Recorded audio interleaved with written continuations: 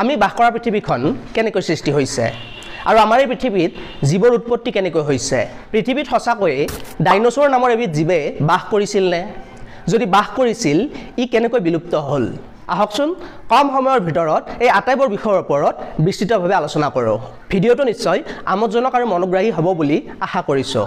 বাকিখিনি আপোনালোকৰ ওচৰত আমাৰ পৃথিৱীখন কেনেকৈ উৎপত্তি হৈছে এই বিষয়ে জনাৰ আগত আমি জানিব লাগিব আমাৰ ব্ৰহ্মাণ্ডখনৰ কেনেকৈ উৎপত্তি হৈছে ব্ৰহ্মাণ্ডৰ উৎপত্তিৰ ওপৰত নানা ধৰণৰ মতবাদ আছে ইয়াৰে ভিতৰত আটাইতকৈ গ্ৰহণযোগ্য যেটো মতবাদ সেইটো হ'ল বিগ ব্যাং থিওৰি আৰু বিগ ব্যাং থিওৰি মতে আজিৰ পৰা প্ৰায় 13.8 বিলিয়ন বছৰ আগত এটা বিন্দুৰ পৰা আমাৰ ব্ৰহ্মাণ্ডৰ সৃষ্টি হৈছিল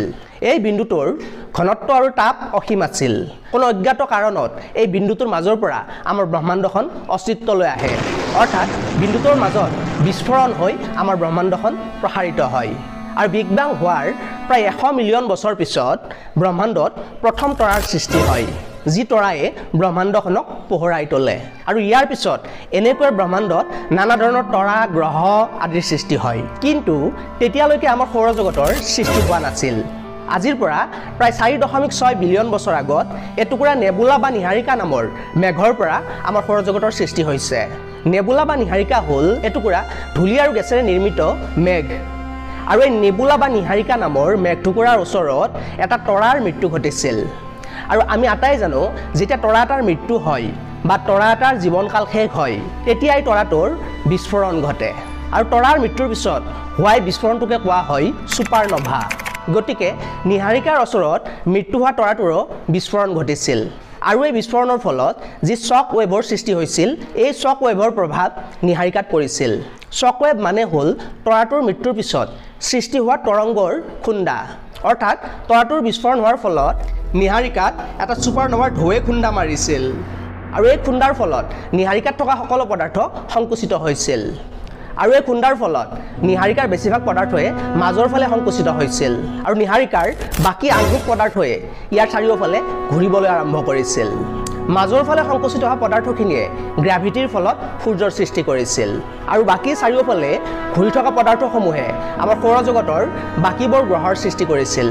ইয়াৰ উপৰিও এই নিহাৰিকাৰ অৱশিষ্ট অংশৰ পৰা এষ্টেৰয়েড কমেট আদি পিণ্ডৰো গঠিত হৈছিল আৰু এই সময়তে বাকি গ্ৰহৰ লগত আমাৰ পৃথিৱীৰো সৃষ্টি হৈছিল পৃথিৱীখন সৃষ্টিৰ সময়ত আজিৰ দৰে বসবাসৰ উপযোগী নাছিল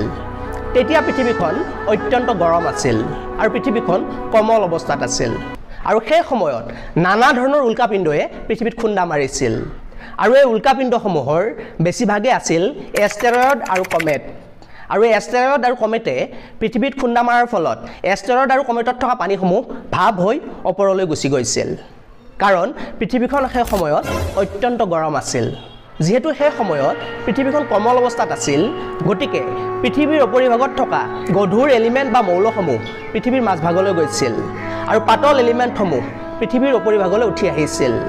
আৰু এনেকৈ লাহে লাহে পৃথিৱীখন ঠাণ্ডা হ'বলৈ ধৰিছিল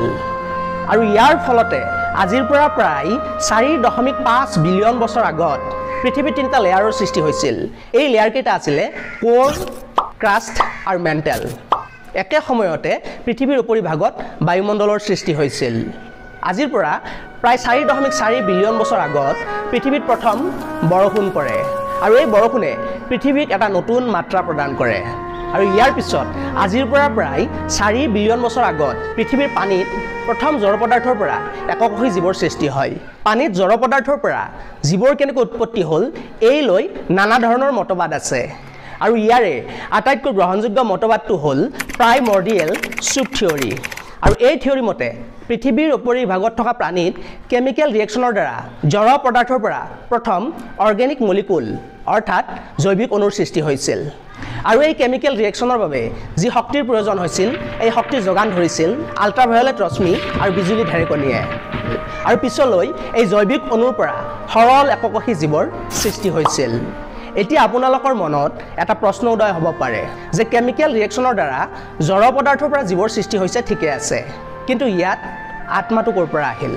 এটা খুবেই কঠিন প্ৰশ্ন আৰু এই প্ৰশ্নটোৰ উত্তৰ বিচাৰি মই নানা ধৰণৰ ৰিচাৰ্চ কৰিছিলোঁ আৰু ৰিচাৰ্চ পেপাৰ পঢ়িছিলোঁ আৰু ৰিচাৰ্চ কৰি মই যিখিনি কথা পাইছিলোঁ সেইখিনি আছিল এনে ধৰণৰ যে বৈজ্ঞানিক দৃষ্টিভংগীত আত্মাৰ কোনো অস্তিত্ব নাই তেনেহ'লে আমি যিটো মই বুলি ভাবোঁ বা অনুভৱ কৰোঁ সেই সত্তাটো যদি আত্মা নহয় আনকি বৈজ্ঞানিক দৃষ্টিভংগী মতে মই বুলি ভাবা অনুভৱ সত্তাটো আমাৰ মগজুত বিভিন্ন ইনফৰমেশ্যন এক্সচেঞ্জ হোৱাৰ ফলত অৰ্থাৎ বিভিন্ন বাৰ্তা আদান প্ৰদানৰ ফলত সৃষ্টি হোৱা কনচিয়াছনেছ যিয়ে নহওক বাৰু এতিয়া আমি পুনৰ আমাৰ আলোচনালৈ আহিছোঁ ইয়াৰ পিছত এই এককোষী জীৱসমূহে ক্ৰমবিকাশ কৰি কৰি অনুৰূপ বিভিন্ন ধৰণৰ আন এককোষী জীৱৰ সৃষ্টি কৰিছিল আৰু এই এককোষী জীৱসমূহৰ পৰা ক্ৰমবিকাশ হৈ বহুকোষী জীৱৰো সৃষ্টি হৈছিল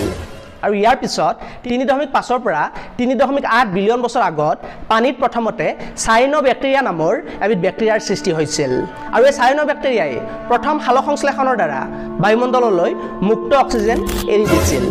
আৰু এই মুক্ত অক্সিজেনে বায়ুমণ্ডলত থকা মিথেন গেছৰ লগত বিক্ৰিয়া কৰি কাৰ্বন ডাই অক্সাইড গেছৰ উৎপত্তি কৰিছিল আৰু এনেদৰে কাৰ্বন ডাই অক্সাইড গেছ আৰু অক্সিজেন গেছ বায়ুমণ্ডলত বৃদ্ধি হৈ গৈছিল যাৰ ফলত পৃথিৱীৰ উপৰিভাগ অৰ্থাৎ মাটিভাগ জীৱৰ বাবে অনুকূল হৈ পৰিছিল আৰু এনেদৰে ক্ৰমবিকাশ হৈ হৈ আজিৰ পৰা প্ৰায় 530 মিলিয়ন বছৰ আগত সাগৰৰ পানীত প্ৰথম মাছৰ সৃষ্টি হৈছিল আৰু ইয়াৰ পিছত এই মাছবোৰৰ পৰাই বিভিন্ন ধৰণৰ আন মাছৰ সৃষ্টি হৈছিল আৰু এই প্ৰজাতিবোৰৰ ভিতৰত এবিধ মাছ আছিলে টিকটালিক আৰু এই টিকটালিক নামৰ মাছবিধে পানীৰ পৰা ক্ৰমে বামলৈ উঠি আহিছিল আৰু বামত চলাফুৰা কৰিছিল আৰু পিছত ই লাহে লাহে ক্ৰমবিকাশৰ দ্বাৰা ইয়াৰ ভৰি আৰু নেজৰ সৃষ্টি কৰি লৈছিল আৰু এই টিকটালিক মাছৰ পৰাই পৃথিৱীত প্ৰথম সৰীসৃপৰ সৃষ্টি হৈছিল আৰু এই সৰীসৃপসমূহে ক্ৰমে ক্ৰমবিকাশ কৰিবলৈ আৰম্ভ কৰিছিল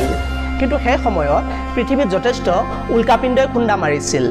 যাৰ ফলত কিছুমান জীৱ মৰি গৈছিল আৰু বাকি বাচি থকা জীৱখিনিয়ে ক্ৰমবিকাশ কৰি তাতকৈ উন্নত মানৰ জীৱৰ সৃষ্টি কৰিছিল এনেদৰে সৃষ্টি আৰু ধ্বংসৰ মাজেৰে ক্ৰমবিকাশ হৈ হৈ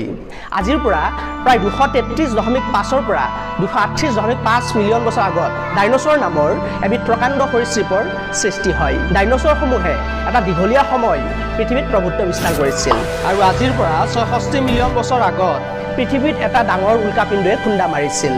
আৰু এই খুন্দাৰ ফলত সকলো প্ৰজাতিৰ ডাইনোছৰৰে মৃত্যু ঘটিছিল কিন্তু ইয়াৰ পিছতো আন কিছুমান প্ৰাণীয়ে সাৰ্ভাইভ কৰিছিল আৰু এই প্ৰাণীসমূহৰ ভিতৰত এবিধ আছিলে সিনেপচিডছ আৰু এই সিনেপচিডছ নামৰ স্তন্যপায়ী প্ৰাণীটোৱে ক্ৰমবিকাশ কৰি কৰি থিয় হৈ ভৰিৰে খোজ কাঢ়িবলৈ শিকে আৰু এইবিধ প্ৰাণীয়ে ক্ৰমবিকাশ কৰি কৰি মানুহৰ সৃষ্টি কৰিছে তো বন্ধুসকল ইমানখিনি আছিল আজি আমাৰ পৃথিৱীৰ উৎপত্তি আৰু ক্ৰমবিকাশৰ ওপৰত আলোচনা